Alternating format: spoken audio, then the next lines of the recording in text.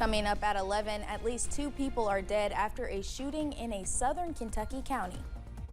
Dedicated to eastern and southern Kentucky, this is WYMT Mountain News at 11.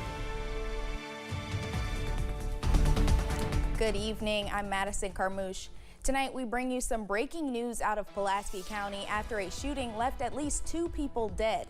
Officials with the Pulaski County Sheriff's Office and Kentucky State Police are investigating after the shooting. The shooting reportedly happened around 7 p.m. on Brown Ridge Road. Kentucky State Police are also investigating a scene on Lawless Cemetery Road in Russell County. We will continue to update this story on WYMT.com as we learn more. Nearly 1 month ago, authorities in Powell County were made aware of 5 dogs reportedly suffering at the hands of their owners. And just a few days ago, 2 people were charged with second-degree cruelty to animals. But as Jessica Umbro explains, only 1 is able to receive a forever home for now. Before, as you can tell on the pictures, she was really pitiful. We had her checked out, every kind of test that we could do at that time we done. It was some of the worst results that I've seen. Since April 13th, Bella has been on the road to recovery, putting back on weight and healing her wounds. And her former owners are now facing charges of animal cruelty. Here in Powell County, animal cruelty will not be tolerated. Simple as that. We will prosecute them to the fullest extent of law, and I will make sure that they get the maximum penalty that we can. Police say 4 other dogs were taken from the property of Terry Abshir and Leanna Pergram. But unlike Bella, the 2 suspects have not signed over the rights to the other dogs. If they're found innocent, of course, they may want the dog back, and if we've already adopted it out, it's going to be hard to get the dog back. It's a reminder to fight for our furry friends who can't fend for themselves. You walk up on an animal like that in a cage, even if it wanted to leave and try to find its own food and water supply, it can't do it. You turn around to the person and you ask, can we help your animal? And then they refuse. It just hurts to the inside. The animals can't fight for themselves, and we have to be advocates for the animals. In Powell County, Jessica Umbro, WKYT. Bella now has a new owner who is helping her recover. Any monetary donations to help the Powell County Animal Shelter with vet bills such as Bella's can be made through the Boonesboro Animal Clinic. Just be sure to note that it's for the Powell County Animal Shelter. We are tracking some more stray showers to close out your Friday, and more rain chances are looming for this weekend as well. Let's go to the radar, and as you can see, nothing too widespread. Also, no severe storms this evening, but we are tracking some light to moderate showers. Let's zoom into places in Estill County, pushing into Lee County, close to Beattyville. Also moving through parts of Jackson, Clay, and Owsley counties at this hour. A few light showers there. And same story moving through parts of Bell County into Leslie, also Harlan counties, and some more light showers in Northeast Tennessee for Campbell, also Claiborne County at this hour.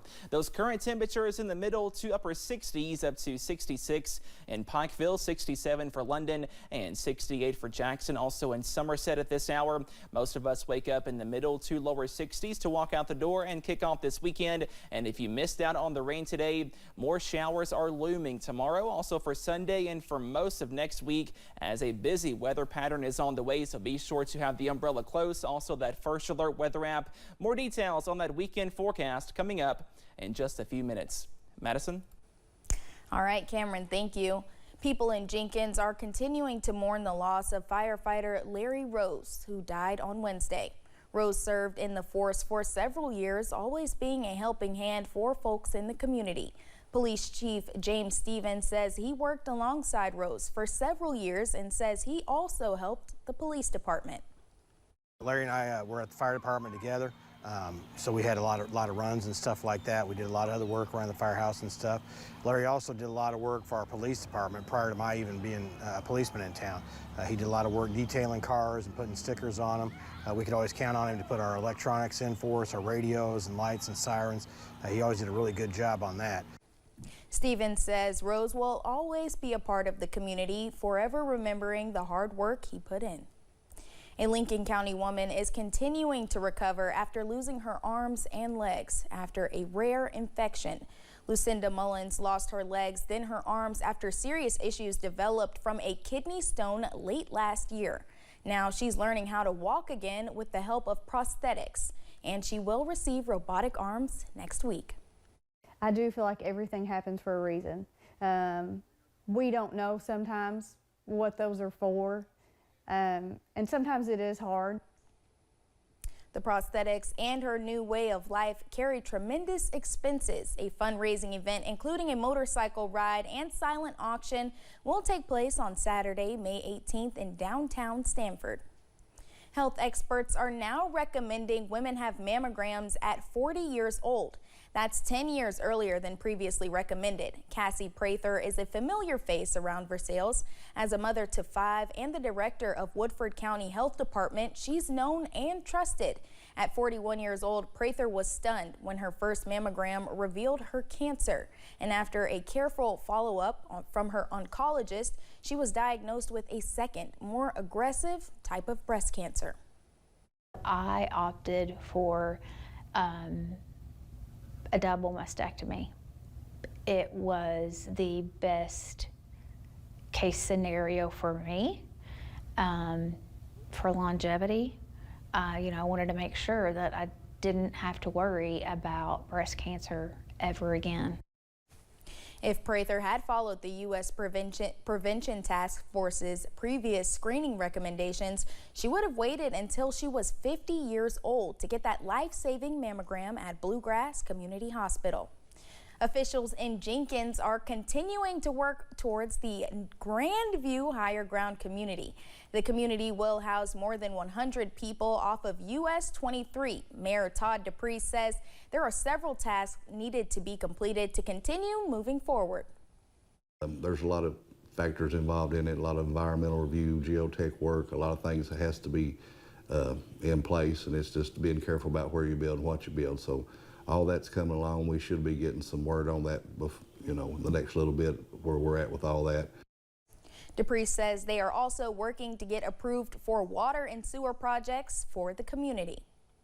A new breakfast spot opened its doors in Hazard earlier today. P. Weasel is the newest spot in town where you can get your breakfast and brunch fix. Renee Neese, owner of the P. Weasel, says the opening of her restaurant is an opportunity to give back to her community. We're getting fresh fruit brought in. We're doing fruit parfaits with the vanilla yogurt and the fresh fruit, and that's a healthier choice, and it's a good choice. And we're doing oatmeal that's topped with pecans, we're walnuts, whatever you choose. We're wanting to just kind of step our game up just a little bit, and so that people's got a healthier choice and a nicer choice, and someplace nice to come and sit down at. Officials say they plan on renting out their restaurant to be used for hosting events in the evenings. What started as a mural in Pike County has grown into quite the journey for one local artist. Jordan Justice has been painting here in the region for years, from murals to water towers, splashing color from Pikeville to Somerset. The most recent adventure was a venture to Brazil. The Elkhorn City native was one of 14 artists invited to an art festival to showcase his talents and learn from graffiti artists from different parts of the globe. Drawing on lockers and desks and doodling all day when I'm supposed to be doing some kind of homework or something. And I ended up in Brazil. Like it's surreal. It's crazy. I don't know how to explain how awesome it is. So it kind of ignited something inside of me. Justice says it has been a blessing to let his art take him so many different places, but the first place he went upon returning to the States was back home to Elkhorn City to paint a new mural in the school. Coming up on Mountain News at 11, we'll take a look at how people are celebrating Oaks and Derby weekend across the Commonwealth. Plus, we are tracking rounds of rain for this weekend and next week. Your forecast on the way after this break.